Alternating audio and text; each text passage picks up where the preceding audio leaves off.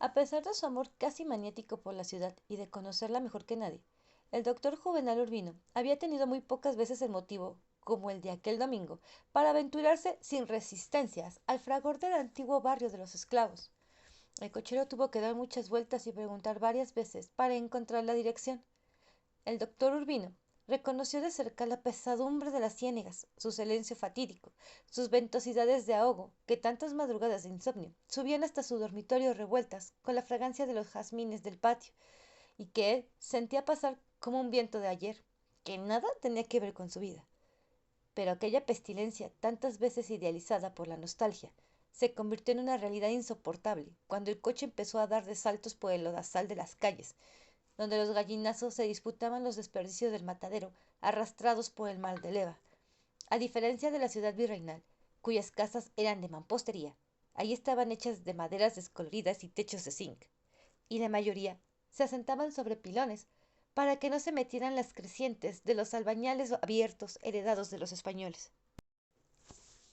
Todo tenía un aspecto miserable y desamparado, pero de las cantinas sórdidas salía el trono de música de la parranda, sin Dios ni ley de Pentecostés para los pobres. Cuando por fin encontraron la dirección, el coche iba perseguido por pandillas de niños desnudos que se burlaban de los atavíos teatrales del cochero, y éste tenía que espantarlos con la fusta. El doctor Urbino, preparado para una visita confidencial, comprendió demasiado tarde que no había candidez más peligrosa que la de su edad. En el exterior de la casa sin número, no tenía nada que la distinguiera de las menos felices, salvo la ventana de cortinas de encaje y un portón desmontado de alguna iglesia antigua. El cochero hizo sonar la aldaba y solo cuando comprobó que era la dirección correcta, ayudó al médico a descender del coche. El portón se había abierto sin ruido y en la penumbra interior estaba una mujer madura, vestida de negro absoluto y con una rosa roja en la oreja. A pesar de sus años, que no eran menos de 40, seguía siendo una mulata altiva, con los ojos dorados y crueles, y el cabello ajustado a la forma del cráneo como un casco de algodón de hierro. El doctor Urbino no la reconoció, aunque varias veces, aunque la había visto varias veces entre las nebulosas de las partidas de ajedrez en la oficina del fotógrafo, y en alguna ocasión le había recetado algunas papeletas de quinina para las fiebres tercianas. Le tendió la mano y ella se la tomó entre las suyas, menos para saludarlo que para ayudarlo a entrar. La sala tenía el clima y el murmullo invisible de una floresta, y estaba atiborrada de muebles y objetos primorosos, cada uno en su sitio natural. El doctor Urbino se acordó, sin amargura, de la botica de un anticuario de París, un lunes de otoño del siglo anterior, en el número 26 de la calle Montmartre. La mujer se sentó frente a él y le habló en un castellano difícil. Esta es su casa, doctor, dijo. No lo esperaba tan pronto. El doctor Urbino se sintió delatado. Se fijó en ella con el corazón. Se fijó en su luto intenso, en la dignidad de la congoja, y entonces comprendió que aquella era una visita inútil, porque ella sabía más que él en todo lo que estaba dicho y justificado en la carta póstuma de Jeremiah. Y así era. Ella lo había acompañado hasta muy pocas horas antes de su muerte, como lo había acompañado durante casi 20 años, con una devoción y una ternura sumisa que se parecía demasiado al amor, y sin que nadie lo supiera, en esta soñolienta capital de provincia, donde eran de dominio público hasta los secretos de Estado. Se habían conocido en un hospital de caminantes en Port-au-Prince, donde ella había nacido y donde él había pasado sus primeros tiempos de fugitivo. Y lo siguió hasta aquí, un año después, para una visita breve, aunque ambos sabían, sin ponerse de acuerdo, que venía a quedarse para siempre. Ella se ocupaba de mantener la limpieza y el orden del laboratorio una vez por semana, pero ni los vecinos peor pensados confundieron las apariencias con la verdad, porque suponían, como todo el mundo, que la invalidez de Jeremiah no era solo para caminar. El mismo doctor Rubino lo suponía por razones médicas bien fundadas, y nunca había creído que tuviera una mujer, si él mismo no se lo hubiera revelado en la carta.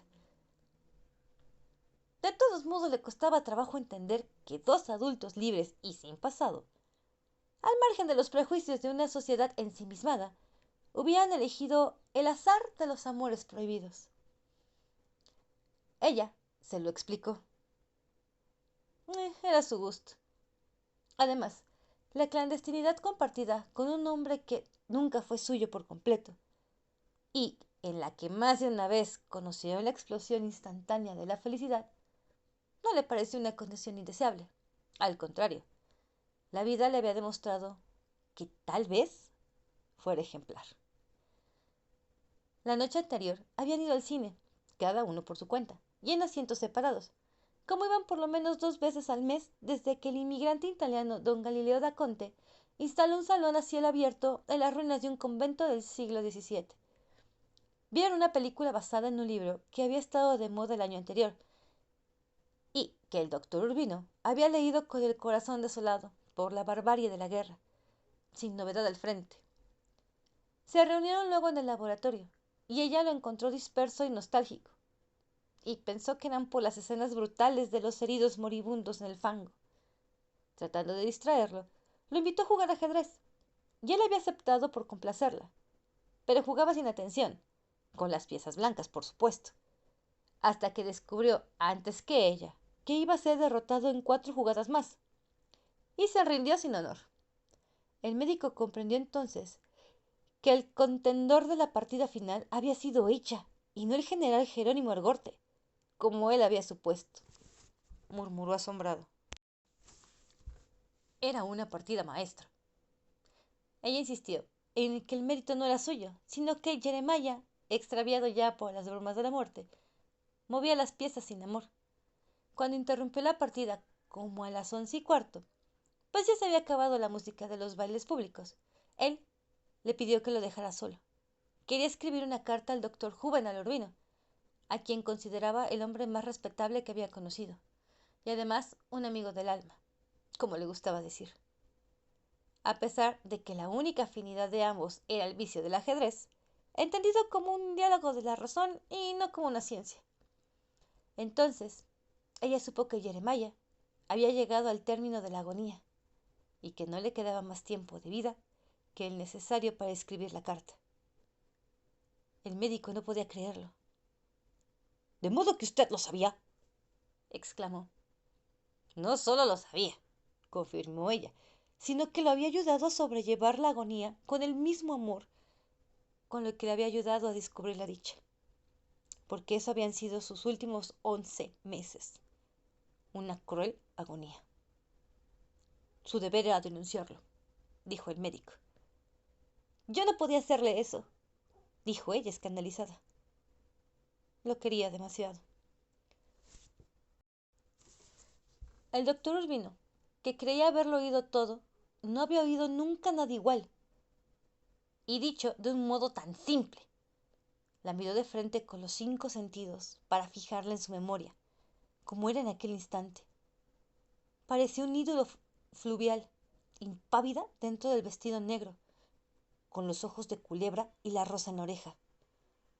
Mucho tiempo atrás, en una playa solitaria de Haití, donde ambos yacían desnudos después del amor, Jeremiah había suspirado de pronto. «Nunca seré viejo». Ella lo interpretó como un propósito heroico, de luchar sin cuartel contra los estragos del tiempo. Pero él fue más explícito. Tenía la determinación irrevocable de quitarse la vida a los 60 años. Los había cumplido, en efecto, el 23 de enero de ese año, y entonces había fijado como plazo último la víspera de Pentecostés, que era la fiesta mayor de la ciudad consagrada al culto del Espíritu Santo. No había ningún detalle de la noche anterior que ella no hubiera conocido de antemano, y hablaban de eso con frecuencia, padeciendo juntos el torrente irreparable de los días que ya ni él ni ella podían detener. Jeremiah amaba la vida con una pasión sin sentido. Amaba el mar y el amor. Amaba a su perro. Y a ella. Y a medida de que la fecha se acercaba, había ido sucumbiendo a la desesperación, como si su muerte no hubiera sido una resolución propia, sino un destino inexorable. Anoche, cuando lo dejé solo, ya no era de este mundo, dijo ella. Había querido llevarse al perro, pero él lo contempló admirado junto a las muletas y lo acarició con la punta de los dedos. Dijo: lo siento, pero Mr. Woodrow Wilson se va conmigo. Le pidió a ella que le amarrara la pata del catre mientras él escribía, y ella lo hizo con un nudo falso para que pudiera soltarse. Aquel había sido su único acto de deslealtad, y estaba justificado por el deseo de seguir recordando al amo en los ojos invernales de su perro. Pero el doctor Urbino la interrumpió para contarle que el perro no se había soltado. Ella dijo: entonces se fue porque quiso. Y se alegró, porque prefería seguir evocando al amante muerto, como él se lo había pedido la noche anterior. Cuando interrumpió la carta, ya había comenzado y la miró por última vez. Recuérdame con una rosa, le dijo. Había llegado a su casa poco después de la medianoche. Se tendió a fumar en la cama, vestida, encendiendo un cigarrillo con la colilla del otro para dar tiempo a que él terminara la carta, que ella sabía larga y difícil. Y poco antes de las 3, cuando empezaron a aullar los perros, puso en el fogón el agua para el café, se vistió de luto cerrado y cortó en el patio la primera rosa de la madrugada. El doctor Urbino se había dado cuenta desde hacía rato de cuánto iba a repudiar el recuerdo de aquella mujer irremedible y creía conocer el motivo. Solo una persona sin principios podía ser tan complaciente con el dolor. Ella le dio más argumentos hasta el final de la visita. No iría al entierro, pues así se lo había prometido al amante, aunque el doctor Urbino creyó entender lo contrario en el párrafo de la carta. No iba a derramar ni una lágrima, no iba a malgastar el resto de sus años cocinándose a fuego lento en el caldo de las larvas de la memoria. No iba a sepultarse en vida a coser una mortaja dentro de estas 4 paredes, como era tan bien visto que lo hicieran las viudas nativas. Pensaba vender la casa de Jeremiah, que desde ahora era suya, con todo lo que tenía dentro, según estaba dispuesto en la carta. Y seguiría viviendo feliz como siempre, y sin quejarse de nada, en este moridero de pobres, donde había sido feliz. Aquella frase percibió el doctor Juvenal Urbino en el camino de regreso a su casa. Este moridero de pobres. No era una clasificación gratuita, pues la ciudad, la suya, seguía siendo igual al margen del tiempo, la misma ciudad ardiente y árida de sus terrores nocturnos y los placeres solitarios de la pubertad, donde se oxidan las flores y se corrompía la sal, a la cual no le había ocurrido nada en 4 siglos, salvo el envejecer despacio entre los laureles marchitos y las ciénegas podridas. Un invierno, unos aguaceros instantáneos y arrasadores desbordaban las letrinas y convertían las calles en lodazales nauseabundo. En verano, un polvo visible, áspero como la tiza al rojo vivo, y se metía hasta los resquicios más protegidos de la imaginación, alborotado por unos vientos locos que destechaban casas y se llevaban a los niños por los aires.